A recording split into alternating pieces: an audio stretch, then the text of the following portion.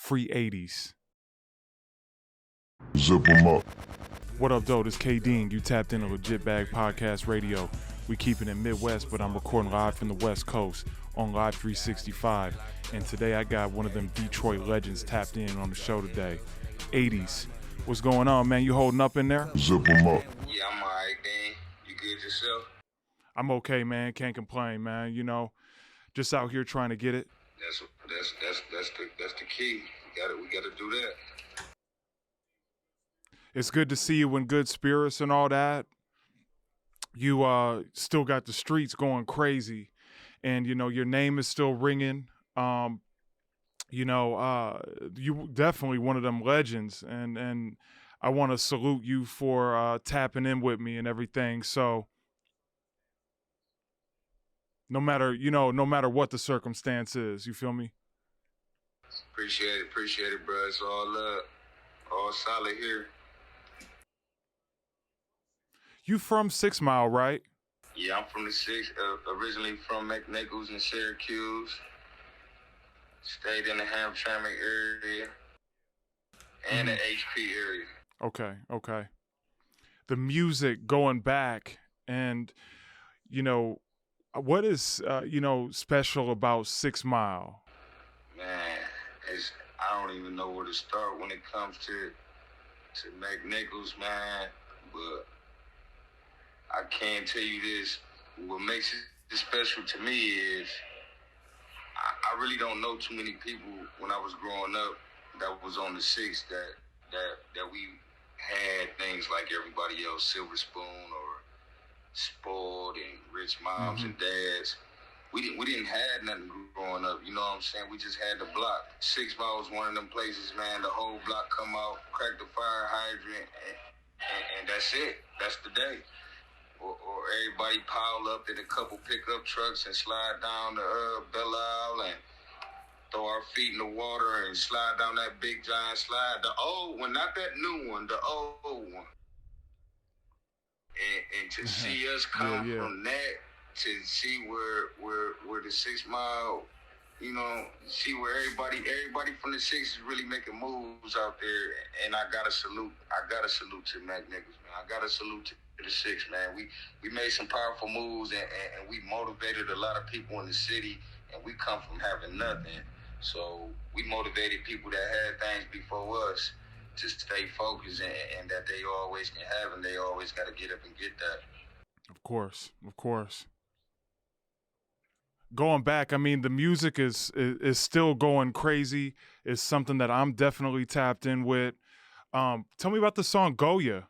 Okay, Goya, yeah, that was a abbreviation for get off your ass. Of course, get off your ass. Like, it ain't nothing in the world we gonna be able to do without getting off our ass. Now, I know they simplifying it and they making it ways that you can sit on your ass and get money, but you had to get off your ass to get it like that for you to, you know what I'm saying, to put it in motion like that.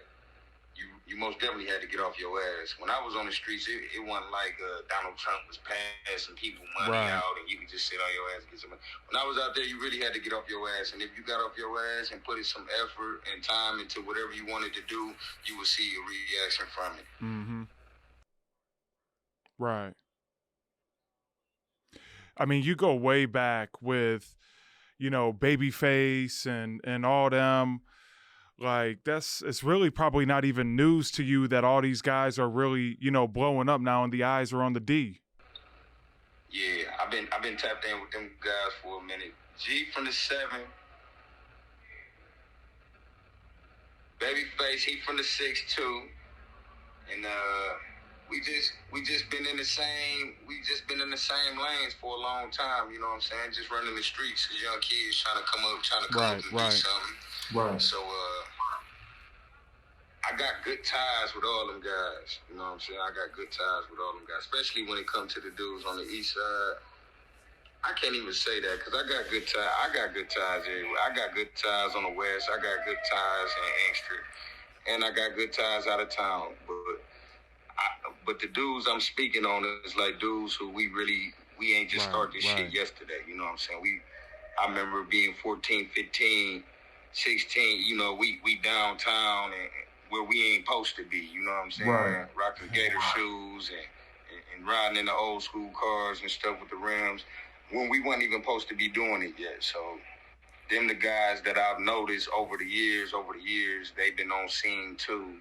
And it got to a point where we finally made it to the level we were trying to get to. Man, you got that one song that's, man, that goes crazy, 600 with Babyface. What can you tell me about it? 600, man.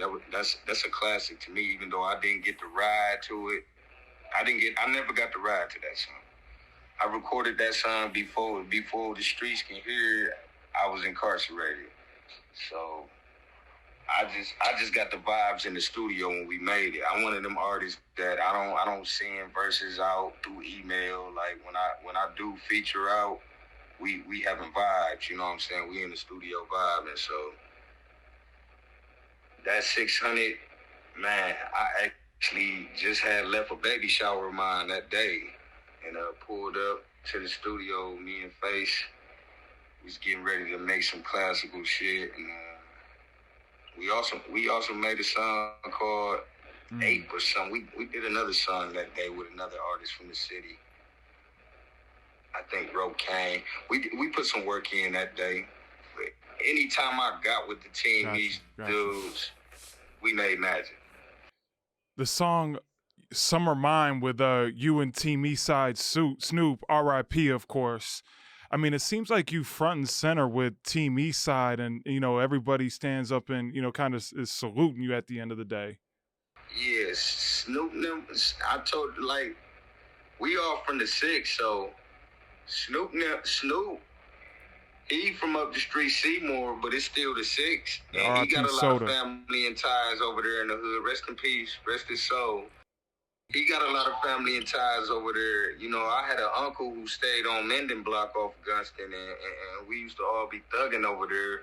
And, you know, all the ghetto boys used to be around the corner on Whitthorne, a couple blocks over. So we all was in the same area, you know what I'm saying? We all was in the same area, you know. We probably had different routes and different lanes, but at the end of the day, we was on the same mission to get to the top.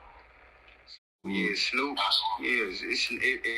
When we did that video that Snoop did, we was in the hood. You know what I'm saying? And I was a front center guy in the hood, so it wasn't nothing too much I missed. Snoop ain't had to call me up like I'm doing the video, come through. Like, no, I was already there. Like, oh, you about to shoot? Shit, I'm about to chill.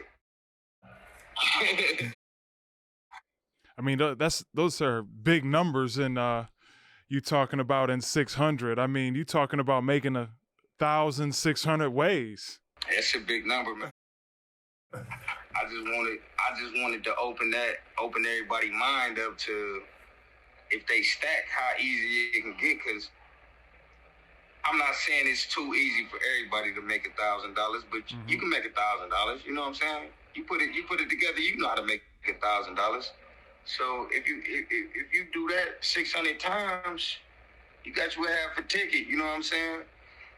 It ain't like, damn, 600 times is a lot of times. Yeah, but what are you spending your time doing? You know what I'm saying?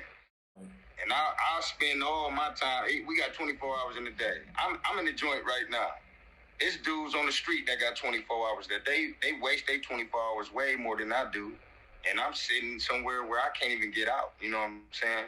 You got 24 hours in a day, man. If you focus on getting that money, that's what you're going to do. Now, if you focus on arguing with your baby mama, that's what you're going to do. If you focus on seeing what the niggas doing on the block, is they smoking weed, that's what you're going to do. And I took my 24 hours, and every second of them 24 hours, I was trying to progress. Progression only. No moving backwards. No, you know what I'm saying? It was times where I stopped and kicked it with the guys, but you gotta break. You gotta break. You know, Rambo is rocking with the Ghetto Boys now, and Peasy and the Ghetto Boys and all that. I feel like the relationship between Team Eastside and LOM has been really solid throughout the years. What can you say about that? Yeah, I can honestly say we've always had a good tie, LOM and Team Eastside. Like, it's a lot of differences, but we one and the same, you know what I'm saying? And I salute P for coming home and reaching out to people who he always had ties with and he still believed in. And I was one of the ones. I told my dude Rambo that was a good move, before he even made the move. I told Rambo, I got love for my East Side. Rambo, I'm Rambo's first East Side nigga. You know what I'm saying? So if he got something to do on the East Side and I'm all for it, then he know it's a good move. You know what I'm saying? So them some good guys he dealing with. He still Rambo a loyal dude, so he gonna stay loyal to his peoples. But that right there, what they doing, that was a real nice. That was a big move right there. Shout out to Lou Graham too, and may cause drowsiness movement, man. You shout out to Lou Graham. Was that you who created LOM, like the loyalty over money, or loyalty over money? Nah, I can't say I created it, but it's tatted on my heart though. So when Rambo had a big part of it, and it's a couple other guys that don't even rap that had a big part in the loyalty over money movement.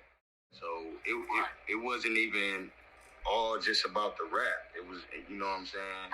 Because we got a bunch of LOM dudes that don't even rap at all, never made a verse or nothing. You know what I'm saying?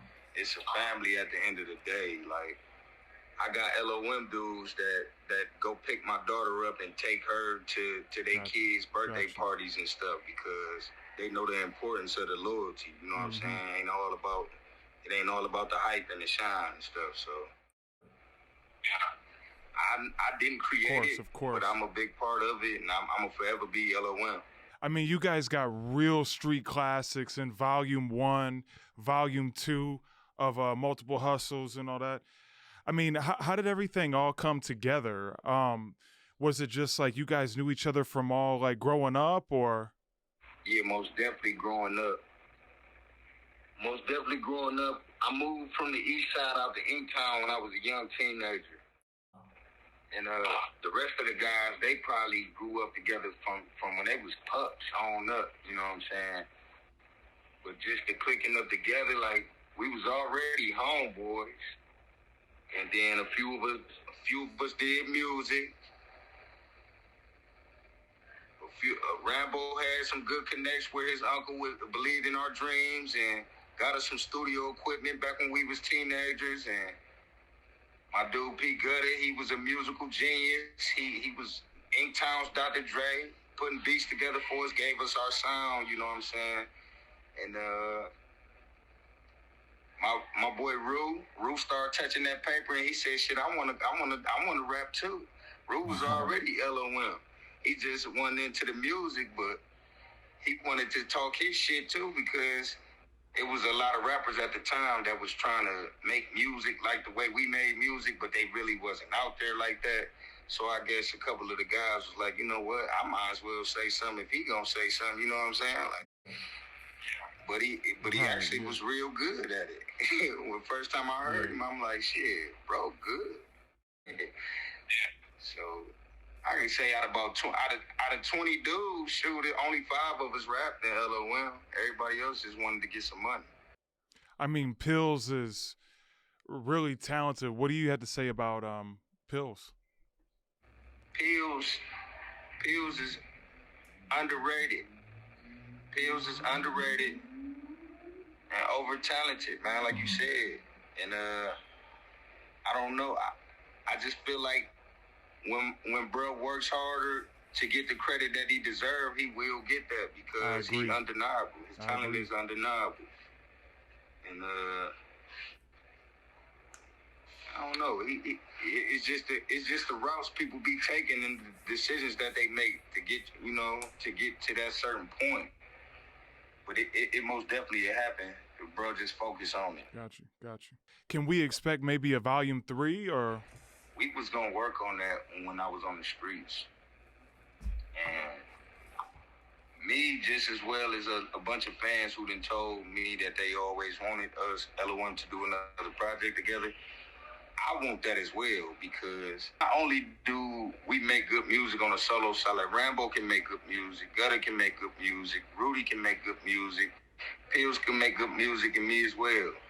But it's just a certain vibe you get when you get all us together. I don't care if it's just three of us on one song. Like, when you get us all together and you get that vibe, I know a lot of people then ran around and moved their sacks or came up and hit them a lick. And I know a lot of people then did something listening to that music and get motivated by it.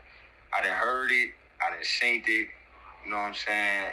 And I know as well, because from an outsider looking in, if that wasn't me, I would listen to the music myself. I would be like, damn, who's these guys? Sometimes when I hear old LOM music, I be like, damn, that's us. Yeah. Like, damn, we said that. Yeah. We said that. Yeah. We was before our time, man. Man. LOM made it cool for you to be talking about scamming and anything like that. Because before that, everybody wanted to be this street dude, and they was selling dope and all that. The multiple hustles was basically the Bible letting you know that it don't matter how you get it. You know what I'm saying?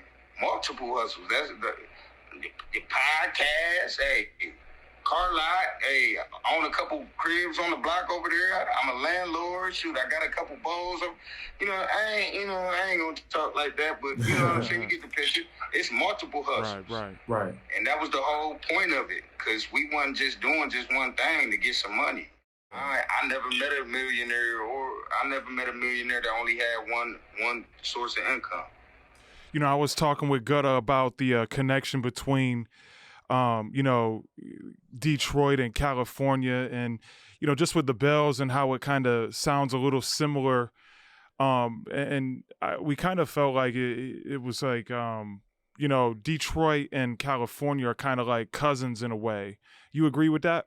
Man, I most definitely, like you said, the Bay, Oakland and Detroit is cousins for sure.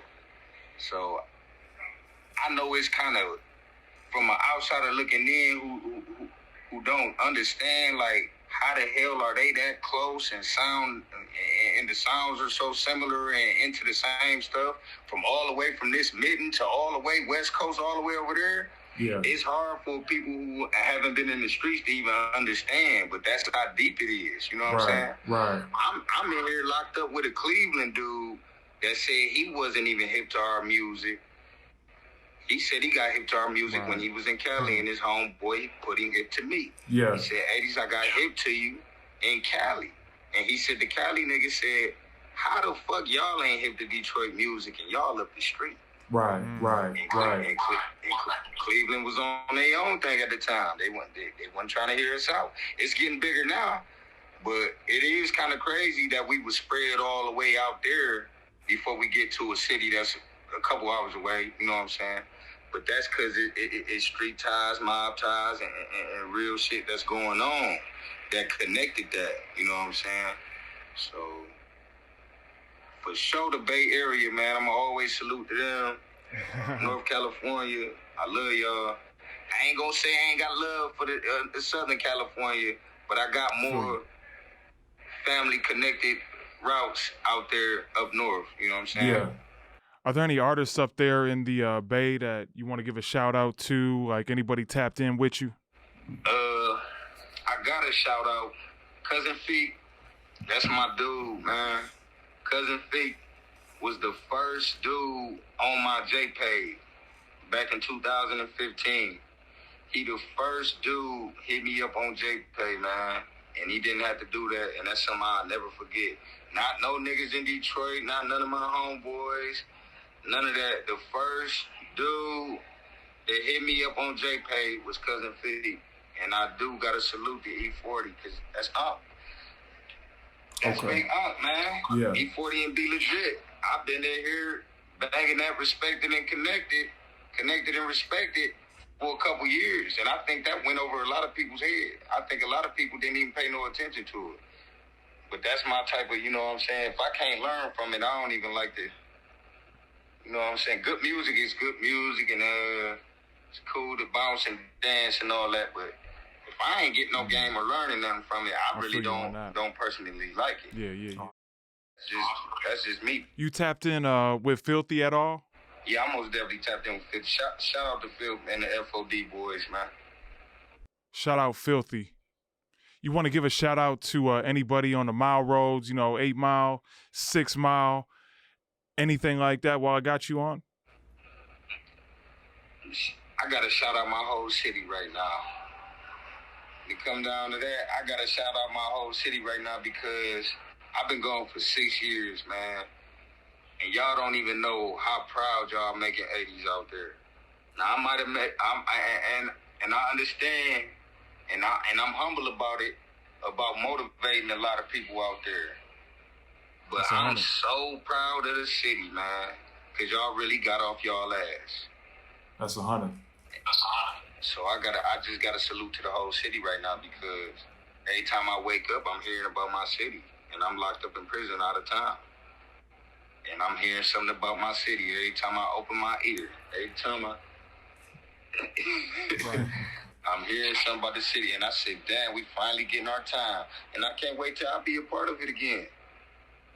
Really, I think, when everybody gets back together again, I really think that you guys are ready to go take off on the national scene next. Can you talk a little bit about like that other city that's really tapped in with Detroit? What do you got to say about Milwaukee? Yeah. Wisconsin right across the river. I look at a bigger picture. I only was small-minded when I was a young child. And I've been opening my mind up to things like it's a small world. You know that saying, it's a small world. It really is though. But people stuck in their boundaries, they don't know how to get to the next level, you know what I'm saying? And most of us, we all got family and cousins somewhere in another state. Right. Like, come on, they say Christopher Columbus rode a boat over here from Europe. Like, shoot, and that was back then. They got planes now. They got Ferraris now. Like, how y'all just sitting in one spot? I can't do it because you only get one life to live. So when it comes to Milwaukee, that's right across the lake. Wisconsin, right across the lake, man. I fuck with Milwaukee, man. They showed me nothing but love, man. I went out there one time, and I got booed off the stage before. You probably wouldn't believe. I didn't get booed off the stage, but some girl in the crowd who wasn't hip, she was booing me.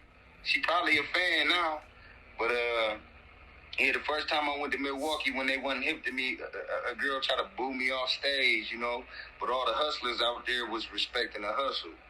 So I when I got out there, I didn't know it was so many hustlers on the things that we was on out there in Milwaukee.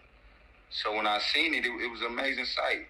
Right. And when I left and they did their homework on me, they actually booked me and brought me out there. Mm-hmm. So I done slid through a couple times on music Salute business Milwaukee. and other businesses. So I do fuck with Milwaukee. I mean, you've been rocking shows in Milwaukee for a minute. Yeah, Milwaukee always show love. I got to reach out. I'm glad you said that because I got to reach out to my young dog that tried to tap in with me recently. Young dude from Milwaukee, the biggest boss. Shout out to you, bro. I ain't forgot about you. Everybody know I'm keeping solid and I don't never forget nobody no matter how big I get. So I do got to reach back out to dude because he always kept it solid every time I came to a city. And he still been tapping in throughout the 6 years, still been reaching out to make sure I was doing all right in here. One thing I noticed on Multiple Hustles too was y'all had T Grizzly on there. Oh yeah, we did. Did you guys kind of discover him or? Nah, Rudy introduced me. Rudy and Gutter was the first ones that had introduced me to T was in a group called All Star Ball Hard with JR and Lee. They had them a young group, they was up and coming. And they had a good sound. And the fellas, they heard, they had a good ear. They liked it, T. They liked it. So him and some of the guys had made some music, and then when we was working on Volume 2 of Multiple Hustles, I believe T gave us a hook. And he did the blueprint with us for sure. Back in the day. What's your recording process like when you get in the booth? Can you just go and rip it, or you kind of just go? You gotta write stuff down, or what's going on? Hey, Dean, I ain't gonna lie to you, man. I gave niggas that sauce, man. If you go look at YouTube, go look at A Day in the Life with 80's, you will see everybody who know me personally know I want to write music out there. I hit the backwood, hit the cup, hit the double cup, hit the backwood, and I get back in there. I got 4 bars ready for you right there. That's how I was writing my verses. Hit the wood. Another 4 bars right there, you know what I'm saying? So I was going through so much shit, and I had so much pain and so much shit to talk about. I didn't have to write nothing. All I had to do was hear a good beat and get that rhythm. And once I got that good beat and got that rhythm, it was over. I was going to make something classical. So I didn't write music. It's hard for me to write music in a joint because that wasn't my style. So sitting down trying to think too hard, I hate it. I don't like trying to think too hard. I just like to pour it off my heart, pour it off the brain. You know what I'm saying? Sitting down thinking too hard, that's when niggas get to perping and capping too much. Gotcha. They try to. You get to trying too hard when you thinking about it. You ever heard it saying like, motherfuckers be trying hard with the camera on? You can catch a good scene off guard, and that's gonna be a beautiful scene. But if you tell them, hey y'all, I got the camera on, then niggas gonna fuck it up, trying to do too much, trying to try too hard. You know what I'm saying? It just come natural. I just like it natural. Yeah, we did get a lot out the way, man. But I wanted to fuck with the situation, man. Shout out to the Legit Bag Podcast. I most definitely wanted to be a part of the movement, the dream, and man, y'all look out. Man, I appreciate you tapping in with me, 80's for real. He gonna keep y'all in touch with everything y'all need to know and want to know with this street music shit. Cause it's finally coming, man. It's finally our turn. So everybody out there that's on their grind and trying to get heard, just stay on your grind, stay motivated, stay focused, and get to that point, because it's here. It's here. Don't give up. I just really want to salute, a real legend like yourself, for real. I appreciate you tapping in with me and, of course, listening to the show. I catch myself listening to you, man, and just really soaking up game, like, for real. Yes, sir. Salute.